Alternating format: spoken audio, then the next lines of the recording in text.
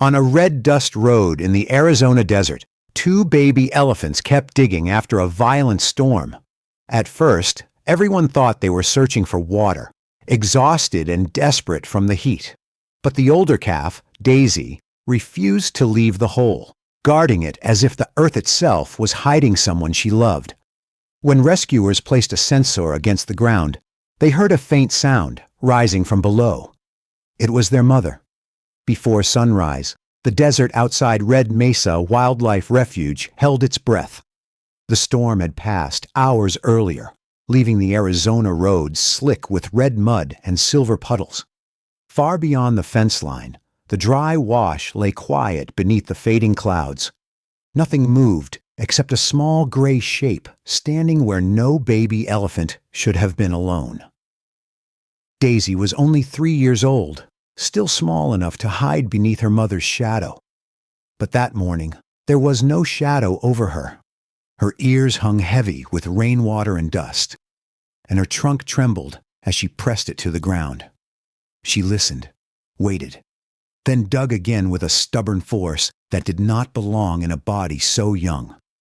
Beside her, little Milo swayed on thin legs, trying to copy every motion she made. When Daisy scraped at the packed earth with her front foot, Milo scraped too.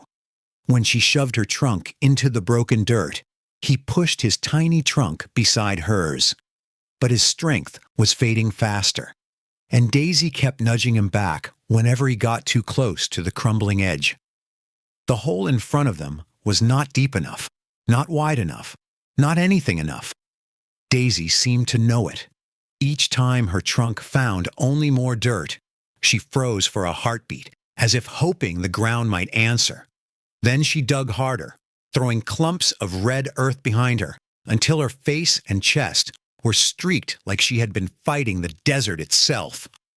The road above the wash was empty until Jack Whitman's security truck rolled around the bend. Jack had driven this route for 12 years, first as a highway patrolman, then as night security for the refuge. He knew the shapes of this land the way old men know the lines in their own hands. But the mess across the asphalt made him slow before he understood why. Chunks of red clay covered the road in strange, scattered piles. Small stones had been dragged from the shoulder. Long smears crossed the pavement, as though something desperate had clawed its way up from the wash and back down again. Jack stopped the truck with the headlights still on, staring through the windshield at a scene that felt less like storm damage and more like a warning. Then Daisy lifted her head. For one quiet second, the dawn caught her face. Jack saw the raw scratches along her trunk, the mud dried beneath her eyes, the way she stood in front of Milo even while her own knees shook. She did not run from him. She did not call out. She only turned back to the hole, as if whatever waited beneath the dirt mattered more than fear. Jack stepped out slowly, boots sinking into wet grit. "Easy there," he whispered, though he knew she could not understand the words. Daisy heard the softness in his voice, but did not trust it. She spread her ears, planted her feet, and blocked Milo with her body. She was not big enough to threaten a grown man, but in that moment, she looked ready to try. Milo made a small sound behind her, thin and broken, and Daisy's posture changed. She turned just enough to touch his forehead with her trunk. The touch lasted only a second, but it carried everything she could not say.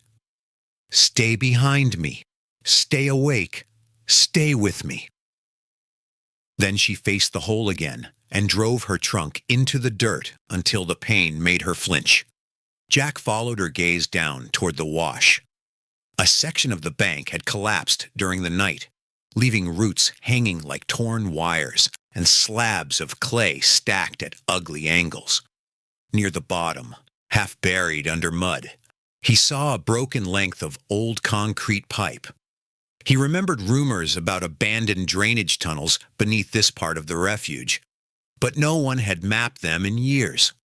Daisy dug at the same place again, frantic now, not because Jack was near, but because something inside the earth had pulled her back. She paused, laid the underside of her trunk against the dirt, and went completely still. Milo did the same beside her, his tiny body leaning into her leg. The two calves listened together while the desert wind moved softly through the sagebrush. Jack heard nothing at first, only the ticking engine of his truck, the distant drip of storm water, and his own breathing. But Daisy reacted as if the ground had spoken. Her eyes widened, and she dug with a burst of strength so sudden that red mud flew across her face. Milo tried to help, slipped, and Daisy caught him with her shoulder before he fell into the hole. That was when Jack stopped thinking this was only an animal in distress. This was a child trying to reach someone. He backed away slowly, never taking his eyes off Daisy, and grabbed the radio from his truck. As the sun began to rise over the Red Mesa, Daisy kept digging, small and bleeding and unshakable, while Jack called for the one person who might understand what the ground was hiding. By the time the first rescue truck climbed the road toward the wash, the morning had turned pale gold over the Arizona desert. Dust steamed where rainwater met the warming ground. Daisy heard the engine before Jack saw the team, and every tired muscle in her small body tightened. She stepped closer to the hole, placing herself between Milo and the approaching sound. Dr. Emily Hart arrived with two handlers, a field medic, and a canvas shade tarp strapped to the roof of her vehicle. She had seen frightened animals before, but Daisy made her stop mid-step. The calf was filthy, bleeding in small places and trembling from exhaustion, yet her eyes never wandered. They stayed fixed on the broken earth as if the whole world had narrowed to that one place. Emily lowered her voice and told everyone to move slowly. The first guess was simple and painful. The calves had been searching for water. The dry wash, the scattered holes, the torn-up clay, and their sunken bellies all pointed to drought. Two babies, separated from their herd after the storm, had likely followed the scent of damp earth and dug until their bodies nearly gave out. But Daisy did not behave like a lost animal looking for water. When a handler carried a shallow tub closer, she barely glanced at it. Milo lifted his trunk weakly toward the smell, then looked back at his sister and the hole. Daisy touched his shoulder, almost warning him not to move too far, then turned again to the dirt with a focus that made Emily's chest tighten. The team raised the tarp first, hoping shade would calm them. Poles clicked open, canvas snapped in the light wind, and a soft square of shadow fell across the wash. Milo drifted toward it, blinking as relief touched his hot skin. Daisy followed only halfway. The moment a handler stepped near the hole, she rushed back, ears spread wide, her little body trying to become a wall. She was too young to be dangerous in the way a grown elephant could be, but desperation gave her a kind of courage that made every person freeze. Her trunk lifted, shaking from weakness, and a hoarse rumble came from deep in her chest. It was not a threat born from anger. It sounded like a plea sharpened by fear, the only language she had left. Emily raised one hand, asking the team to back away. Daisy stood there with her feet planted in the mud, breath coming hard. One scratched trunk curled protectively toward Milo. Jack watched from the road, guilt settling over him. He had called for help, but help had arrived with ropes, coolers, and strange hands, and Daisy could not know the difference between rescue and another loss. Milo's legs buckled without warning. He sank onto his knees beside the shade, his head drooping so low his trunk brushed the ground. One handler stepped forward by instinct, but Daisy moved faster. She stumbled to him, nudged his cheek, then pushed her head beneath his chin, as if she could lift him by love alone. For a moment, the whole was forgotten. That small pause nearly broke everyone watching.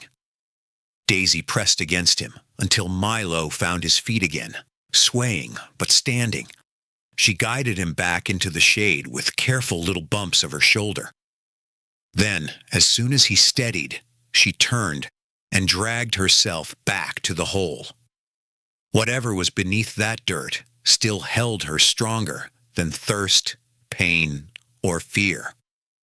Emily crouched several yards away and studied the pattern in silence. Daisy was not digging randomly.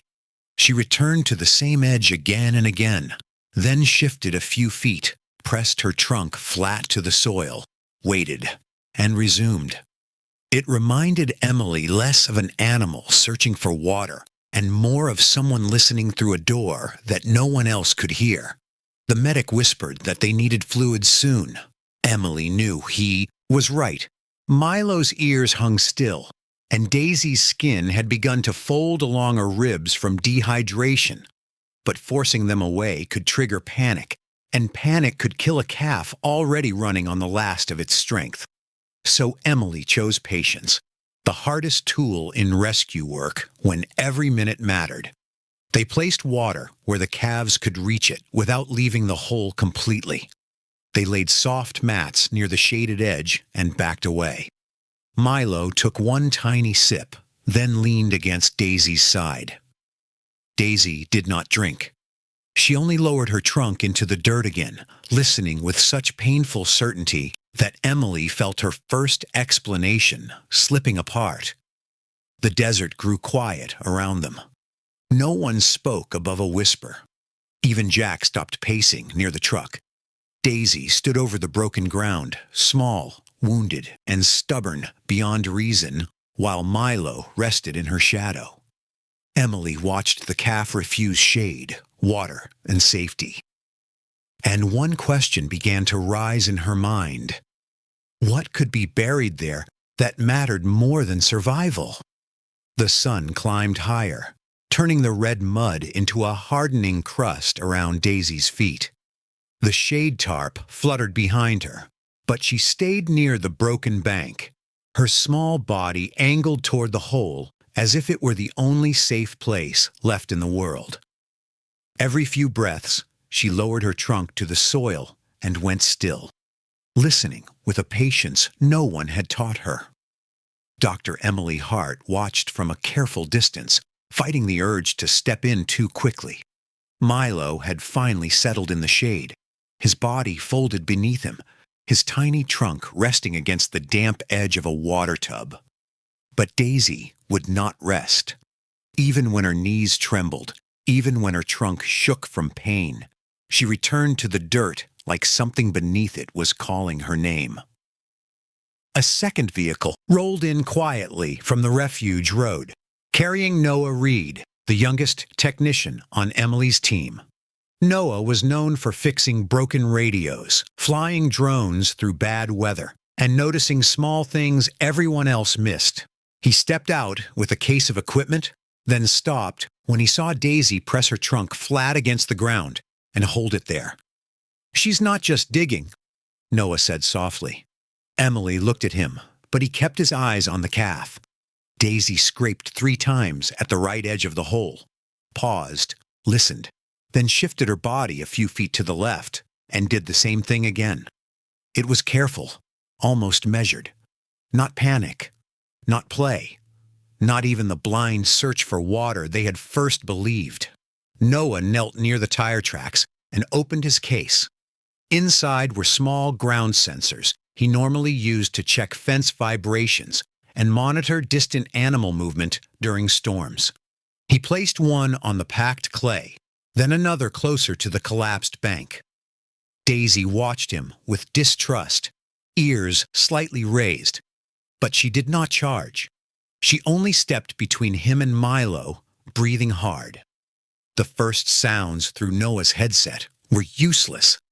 Wind moving through dry brush, water dripping somewhere under loose mud. the faint tapping of Daisy's foot as she shifted her weight. Jack stood behind Emily, hat in hand, while the handlers stayed frozen near the tarp. No one wanted to speak too loudly, as if the desert itself had become a room where someone was sleeping. Then Daisy moved again. She pushed her sore trunk into a narrow crack near the old concrete pipe and released a low rumble. It was so deep and quiet that Jack felt it more in his chest than in his ears. Milo lifted his head from the shade and answered with a weaker sound. The two calves waited, their bodies tense, their eyes fixed on the ground. Noah raised one hand. "Hold on," he whispered. The signal on his device jumped, then dropped, then rose again in a slow, uneven pulse. At first, it sounded like the groan of settling earth, but the rhythm was wrong for mud. It came again, softer this time, buried beneath layers of clay and storm debris. A low, answering rumble, faint but alive. Emily's face changed before she said a word. Daisy seemed to feel it too. She surged forward and dug at the crack with sudden desperation, throwing wet dirt behind her. Milo tried to stand, stumbled, and cried out. Daisy froze mid-motion, torn between the ground and her brother. Then she turned, touched Milo once, and returned to the hole with a sound that broke through every person there. Noah moved the second sensor closer, his hands shaking now. The sound came, again longer and weaker, from somewhere beneath the bank. Emily crouched beside him and listened through one side of the headset.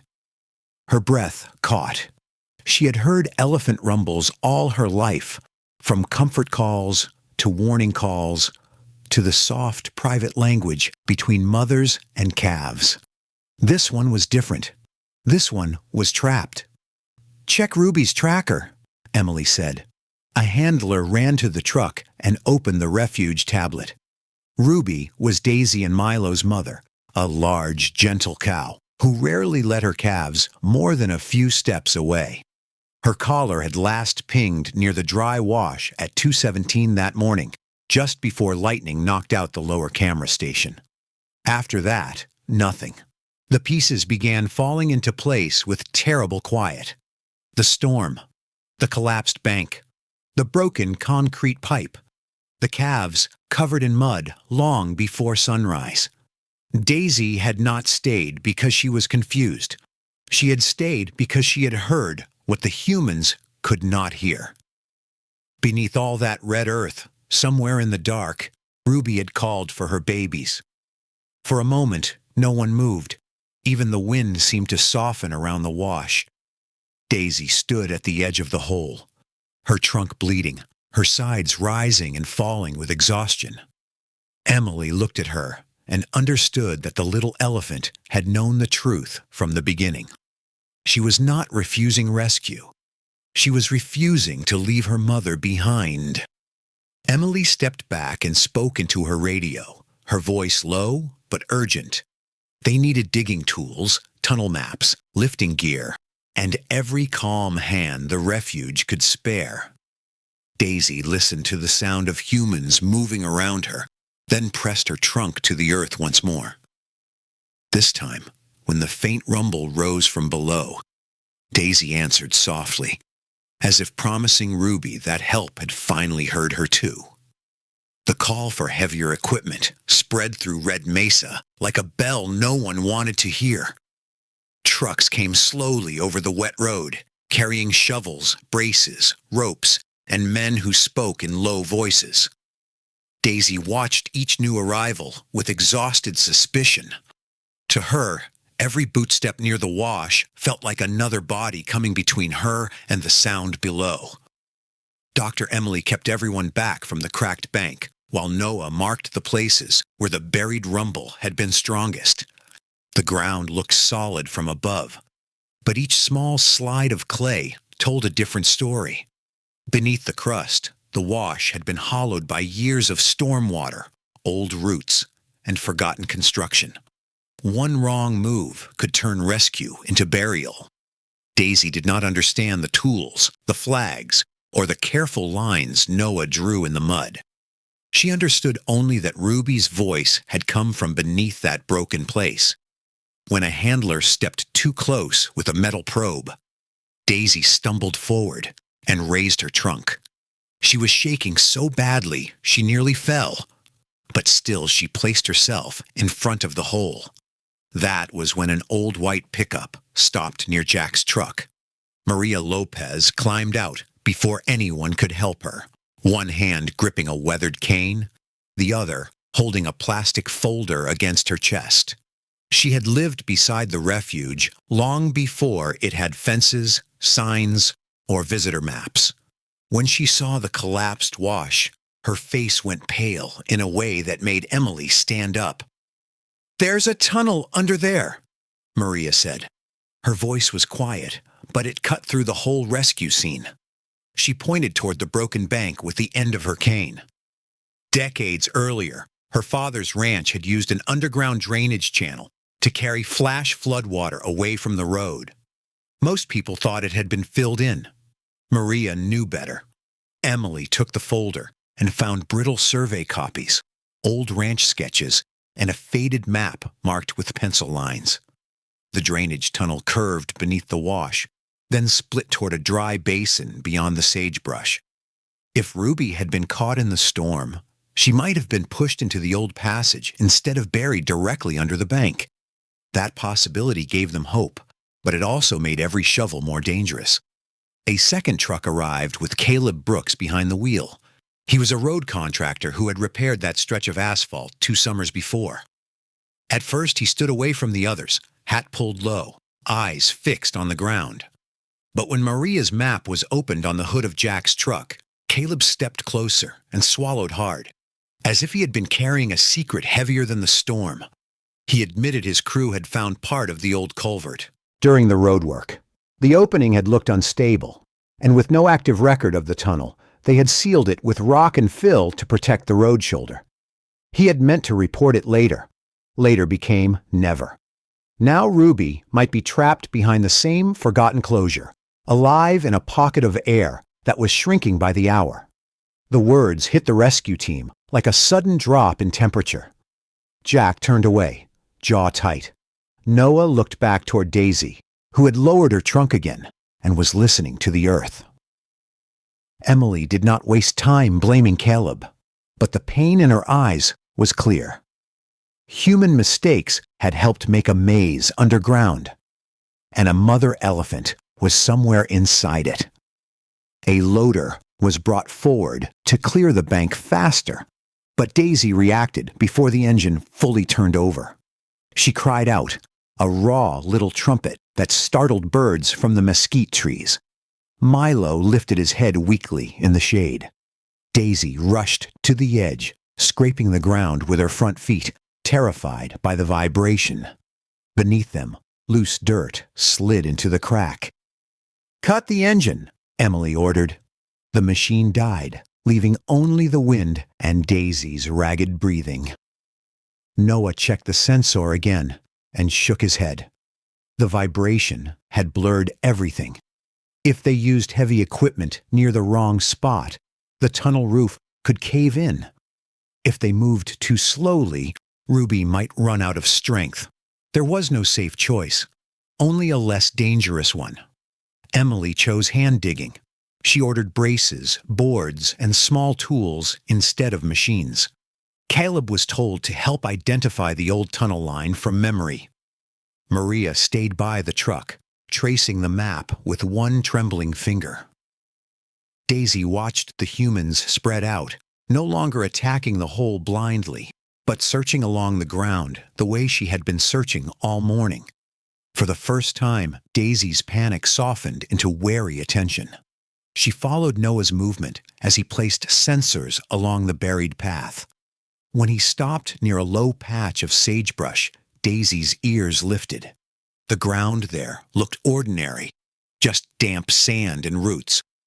But Daisy took one step toward it, then another, as if some thread beneath the earth had tugged gently at her heart. Emily saw the change and raised her hand for silence. Daisy stood between the old hole and the brush, torn between the place where she had begun and the place where hope might lead next. Behind her, Milo gave a faint, tired rumble. Daisy answered without looking away from the ground. The rescue had not reached Ruby yet, but at last the humans had stopped fighting Daisy's truth and started following it. The wash grew quieter after the machines were shut down. Men who had arrived ready to move Earth now stood with shovels in their hands, waiting for the desert to tell them where not to dig. Daisy sensed the change before anyone explained it. The loud threat was gone, but Ruby was still below, and every silent second felt like a little more dirt pressing down on her mother. Noah walked slowly along the tunnel line Maria had drawn from memory. He placed sensors in the mud, then stepped back each time Daisy shifted toward him. She followed him with tired eyes, not trusting him, but no longer fighting every movement. Somehow the little elephant understood that these humans had stopped pulling her away. Now they were trying to listen. Milo rested under the tarp, his body folded in the shade like a gray bundle of rain-soaked cloth. His breathing came shallow and fast, and every few minutes Daisy turned from the broken bank to check on him. She would touch his cheek, his ear, his little trunk, then return to the ground. She was split in two by love, one part holding on to Ruby, the other refusing to lose Milo. Emily noticed it too. Daisy had become the center of the whole rescue, not because she was strongest, but because she carried the truth in her body. When she leaned toward one place, everyone watched. When she froze, everyone froze with her. The grown people had maps, tools, and training, but the calf had something older. She had her mother's voice inside the earth. Then Milo lifted his head. At first, no one saw him move except Daisy. His trunk rose weakly, testing the air. He did not look toward the main hole. He turned toward the sagebrush patch beyond the flags, where the ground dipped beneath a crust of pale red sand. Daisy rumbled softly, as if calling him back, but Milo took one trembling step away from the shade. Emily raised her hand, stopping the nearest handler. "Let him go," she whispered. Milo walked as if each step had to be remembered before his legs could make it. Daisy followed close, nervous and limping, brushing his side with her trunk whenever he swayed. The rescue team watched the smaller calf leave the safe shadow and move toward a place none of the adults had chosen. Milo reached a dry sagebrush clump and stopped. He lowered his tiny trunk to the base of the plant, sniffed once, then scraped at the sand. The motion was weak, almost useless, but Daisy reacted as if he had found something sacred. She stepped beside him and began to dig, carefully at first, then faster, while Milo leaned against her shoulder to keep from falling. Noah hurried forward with the thermal drone controller, keeping enough distance not to frighten them. The small drone rose with a soft buzz and hovered above the brush. On the screen, most of the ground glowed with the same warm pattern. But beneath Milo's chosen spot, a narrow cooler shape appeared like a hidden vein. Noah stared at it, then looked at Emily. "There's air under there." The words passed through the team in a breathless wave. Caleb dropped to his knees near the old map and traced the tunnel branch with one muddy finger. Maria nodded before he finished. That patch could line up with a forgotten ventilation shaft, half buried by years of sand and roots. It was not a door, not yet, but it might be the first place where Ruby could still breathe. Emily ordered hand tools only. No engines, no pounding, no rushing. 2 handlers began clearing brush with small clippers while Noah monitored the ground. Daisy backed away only when Emily placed herself between the humans and the calves, speaking low and steady. Daisy did not understand the words, but she understood the tone. For the first time all morning, she allowed someone else to dig. The opening emerged slowly, no wider than a bowl at first. A ring of old concrete appeared beneath the roots, cracked but still there. Dirt crumbled inward, and a smell rose from below. Wet clay, old water, and the heavy warmth of trapped breath. Milo gave a faint cry and tried to step closer. Daisy blocked him gently, then lowered her own trunk toward the dark slit. Everyone stopped. Daisy slid the tip of her trunk into the opening and released a low, shaking rumble. It disappeared into the earth. 1 second passed, then another. Jack removed his hat. Maria closed her eyes. Even Noah's drone hovered forgotten above them. From beneath the ground came an answer, weak and broken, but unmistakable. Ruby was alive. Daisy jerked back as if the sound had touched her heart. Then she pressed closer, rumbling again, louder this time, though her body was almost spent. Milo leaned against her front leg and made his own small sound, thin as a thread. Below them, Ruby answered once more. Not strong, not safe, but present. The calves had found the air that carried their mother's voice. Emily wiped mud from her hands and looked at the narrow opening with a new kind of fear. They had found Ruby, but the hole was too small, the tunnel too unstable, and the storm clouds were gathering again over the far ridge. Daisy stood over Milo, trembling with relief and dread. For the first time, her digging had brought an answer. Now the humans had to turn that answer into a rescue. The air hole changed everything, but it did not make the rescue easier. It only made the truth closer. Daisy stood beside the opening with Milo tucked against her leg, her body sagging from exhaustion, yet her eyes stayed bright and fixed. Beneath the ground, Ruby's weak rumble came and went like a candle in the wind, small enough to vanish, strong enough to keep Daisy standing. Dr. Emily ordered the team to widen the opening inch by inch. No one used a shovel with force. They scraped with hand tools, brushes, and gloved fingers, easing roots from the old concrete ring as if touching a wound. Daisy watched every movement, tense but silent. She did not trust them completely, but each time Ruby answered from below, Daisy allowed one more breath of patience. Noah lowered a small camera through the gap, its cable slipping down into the dark tunnel. On the monitor, the image was first only mud, roots, and broken shadows. Then the light caught something gray, a curve of skin, a torn ear, the side of a massive body pressed against the tunnel wall. Emily leaned closer, and the whole team fell, silent. Ruby was alive. Daisy could not see the screen, but she felt the change in the people around her. Their voices dropped. Their movements slowed. Hope had entered them, but so had fear.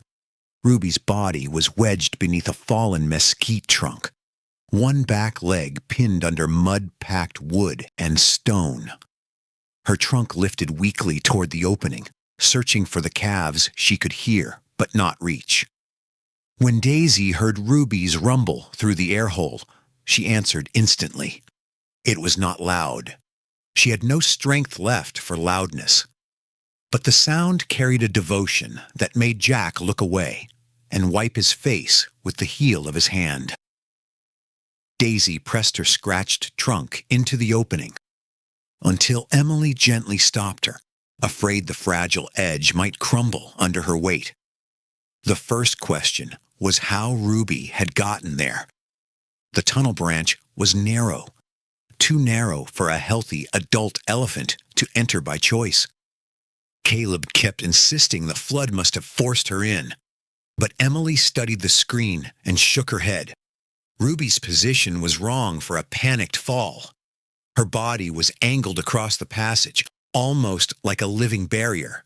Then Noah recovered part of the damaged night camera from the lower station. Its casing was cracked from lightning, its lens fogged with storm water. But the memory card still held several broken clips.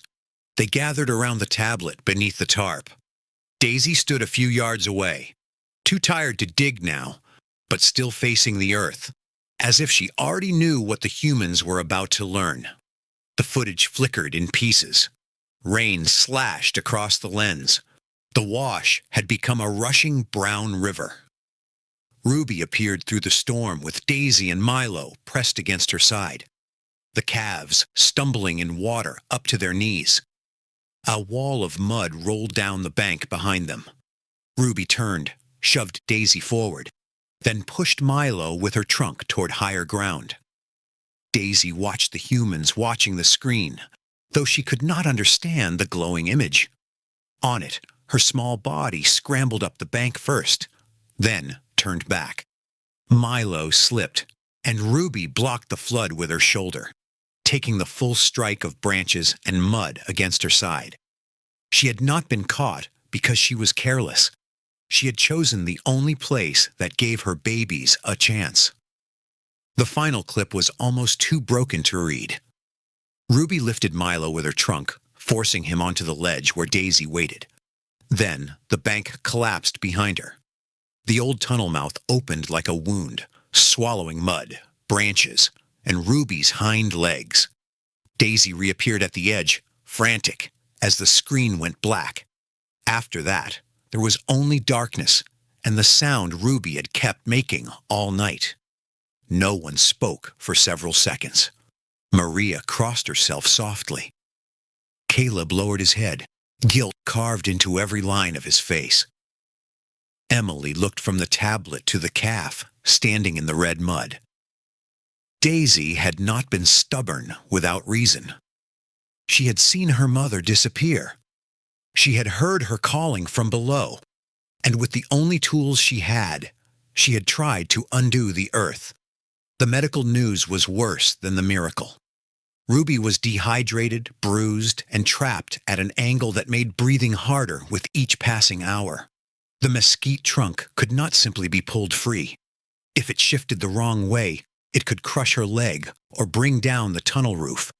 If they waited too long, shock and exhaustion might take her before the rescue even began. Emily had fluids prepared, and a narrow line passed through the opening. Ruby accepted the water slowly, guided by the sound of Daisy's rumble. Daisy stood so close that her shadow touched the air hole, her small body swaying, refusing to collapse. Milo slept against her side, trusting her to keep watch. For the first time since dawn, Daisy stopped digging, not because she had given up, but because her mother had been found. As clouds gathered again beyond the mesa, the team brought in braces, straps, and a compact hydraulic lift small enough to fit near the old shaft. Emily touched Daisy's forehead once, a quiet promise from one guardian to another. Daisy did not move away. Beneath the ground, Ruby breathed. Above it, her daughter waited, trembling in the red dust, while the hardest part of saving her mother was about to begin. Night settled over Red Mesa without bringing peace. The storm clouds moved in low and heavy, hiding the stars and pressing the whole desert into darkness. Floodlights glowed around the old wash, turning the red mud almost black.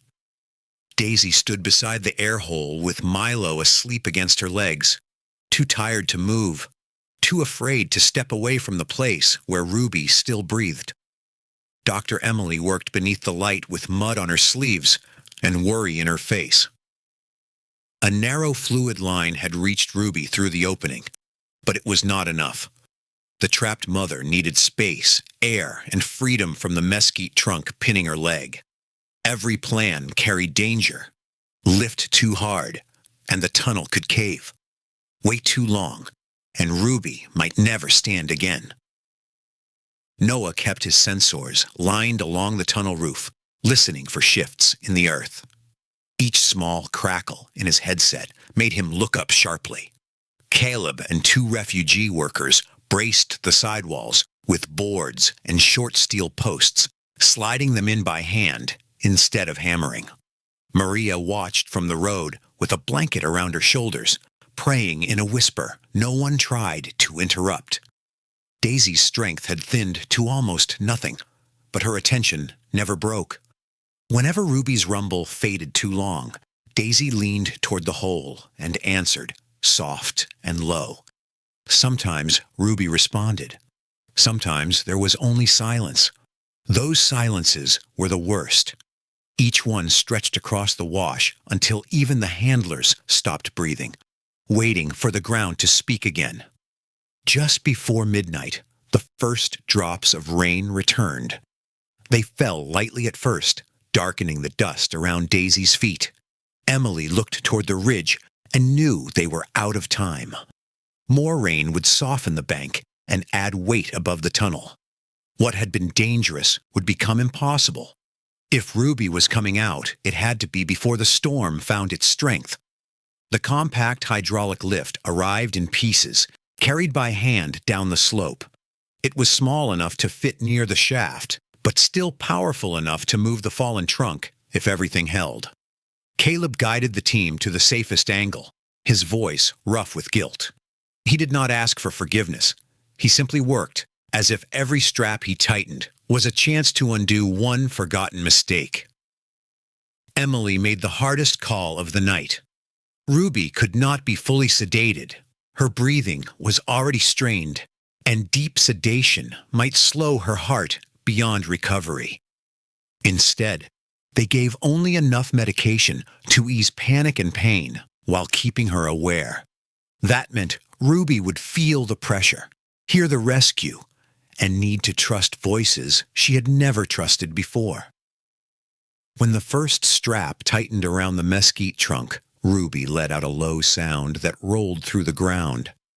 Daisy answered immediately, stepping so close that Emily had to hold up both hands. "Stay with us, girl," Emily whispered, though she was not sure whether she meant Ruby or Daisy. Milo woke, blinked at the rain, and pushed himself weakly against his sister. The lift began to rise. Not fast, not dramatically. Just a slow, trembling inch of movement against wood, mud, and fear. The tunnel roof groaned. Noah raised his hand, and everyone froze. A ribbon of clay slid down near the opening, landing against Daisy's front foot. She flinched, but did not retreat. Ruby rumbled below, weaker now, and Daisy lowered her trunk as if to pull her mother upward with sound alone. They adjusted the angle and tried again. The trunk shifted, this time enough for a handler to clear packed mud from Ruby's trapped leg. Emily crawled as close as the braces allowed, guiding the team by touch and the tiny camera feed. Ruby's skin was cold beneath the mud. Her leg was swollen, but not crushed beyond hope. There was still a chance if the earth gave them one. Then the rain hardened. Drops struck the tarp, the trucks, the helmets, the leaves of the sagebrush. Water began threading through the bank in dark lines. Noah's sensor spiked. "Roof movement," he called. Emily looked once at the tunnel opening, once at Daisy, and made the decision no one wanted to make. They would pull Ruby now. Not perfectly. Not safely. Now. The straps were reset around Ruby's shoulders and chest. The team formed a human chain, guiding, lifting, clearing mud as the hydraulic arm took weight from below. Ruby's first movement toward the opening was so slight it nearly disappeared. Then her trunk emerged from the dark, muddy, and shaking. Daisy touched it instantly. The contact lasted 1 second, but it steadied both mother and child. With one final coordinated pull, Ruby slid free of the tunnel mouth and onto the soaked, red earth. The sound she made was not a trumpet. It was smaller, broken, almost human in its exhaustion. Daisy pressed her face to Ruby's cheek, rumbling over and over. Milo stumbled forward, collapsed, then crawled the last few feet until his tiny trunk reached his mother's jaw. For a moment, it seemed the story had ended there, with rain falling softly over a family returned to one another. But Ruby did not rise. Her eyes fluttered, her breathing turned shallow, and her great body shivered beneath the floodlights. Emily dropped beside her with the medical kit already open. Daisy stood over Ruby's head, trembling, as if she had found her mother only to be asked to fight for her again. The first hint of dawn touched the far edge of the mesa while Emily worked through the last dark hour. Fluids ran. Blankets covered Ruby's sides. Milo slept against her front leg, too spent to understand the danger had not passed. Daisy remained awake, one small guardian in the rain, her trunk resting on Ruby's face. By sunrise, Ruby was alive, but the rescue had become a second battle. Morning came gently, but no one at Red Mesa felt safe enough to call it beautiful. Ruby lay beneath the medical tarp, with rainwater dripping from its edges and steam rising from her mud-covered sides.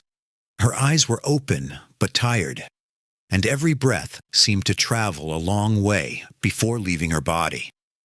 Daisy stood near her face, silent and watchful, as if blinking might let her mother disappear again. The first hours after the rescue were the quietest and most frightening.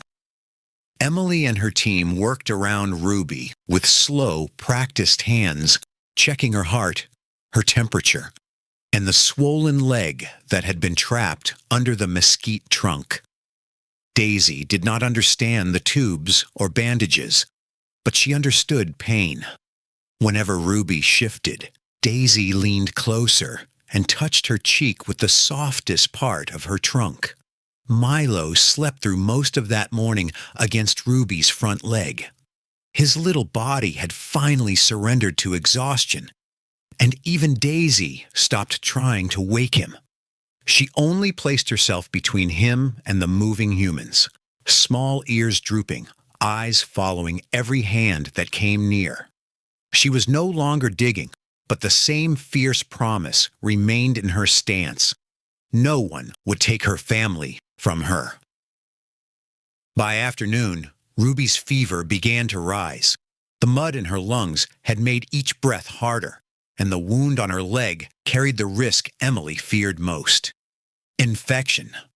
The team prepared medicine and more fluids, but Ruby refused to lift her head.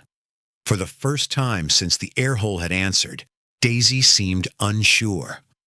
She touched Ruby, waited for a rumble, and heard only a weak exhale.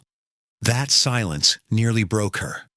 Daisy backed up one step, then another, as if the ground beneath her had changed shape again. Jack saw it from the edge of the treatment pen. The little elephant, who had fought the earth all night, now looked suddenly like what she really was: a frightened child. Emily lowered herself beside Ruby's head and whispered, "Come on, Mama. They found you. Stay." Near evening, Milo woke. He blinked at the dim orange light, stretched his tiny trunk, and made a soft, questioning sound. Daisy turned to him at once. Milo wobbled forward, bumped into her side, then reached toward Ruby's mouth. His trunk brushed his mother's lower jaw. A moment passed. Then Ruby answered with a rumble so faint it could barely be heard. But Daisy felt it and stepped closer. Something changed after that. Ruby did not stand, but she began to fight. She accepted water in small amounts. Her breathing settled. Her eyes followed the calves when they moved. Daisy stayed beside her through the night, swaying from exhaustion, but refusing to lie down until Emily brought fresh straw and gently guided Milo to rest first. Only then did Daisy fold herself beside her brother, facing Ruby. The next days moved slowly, measured not by clocks, but by tiny victories. Ruby lifted her trunk. Milo drank without help. Daisy allowed a handler to clean the cuts along her own trunk, though she never stopped watching Ruby. When the medicine stung, Daisy flinched but stood still, She had learned that some pain did not mean danger. Some pain was part of coming back. A week later, Ruby stood for the first time. It was not graceful. Her injured leg trembled, and Emily's whole team held their breath as the Great Mother shifted her weight. Daisy rushed forward, then stopped, unsure whether to help or stay clear. Ruby reached out first. Her trunk touched Daisy's forehead, then Milo's back, gathering both calves into the wide living shadow they had almost lost. The old wash was sealed after the rescue, but Emily refused to let it become just another repaired scar in the desert. Maria's maps were copied. Caleb's crew uncovered the blocked drainage lines, and a safe wildlife crossing was planned, where the storm had split the ground.